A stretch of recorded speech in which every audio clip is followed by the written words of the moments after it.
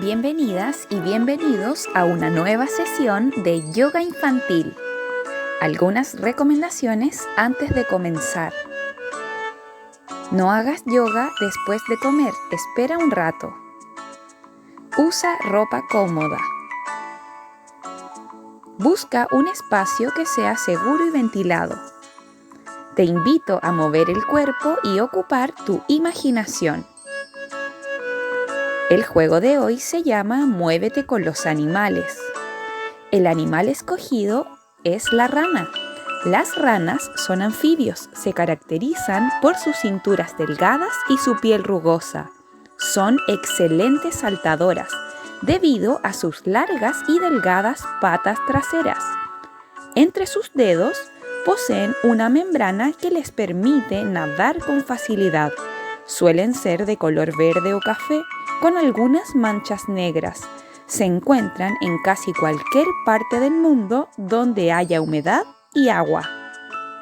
Muévete entonces como las ranas.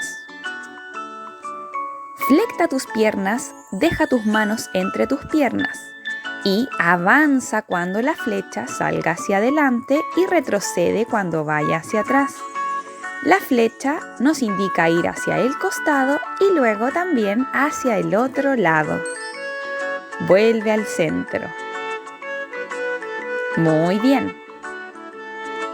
Practiquemos nuevamente siguiendo la flecha. Flecta tus piernas. Avanza hacia adelante. Retrocede hacia la derecha. Y también hacia el otro lado. Excelente.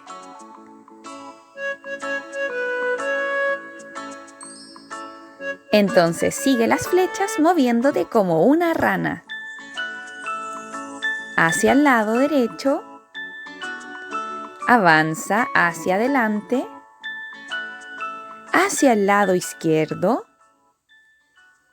Salta como rana hacia atrás. Ahora más rápido, atención.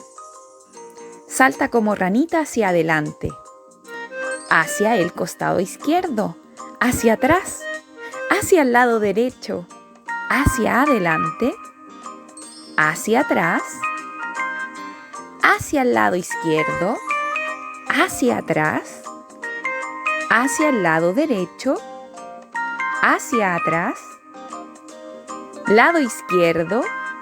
Salta como rana a la derecha. Muy bien, excelente, felicitaciones. Puedes hacerlo todas las veces que quieras y luego tomar agua.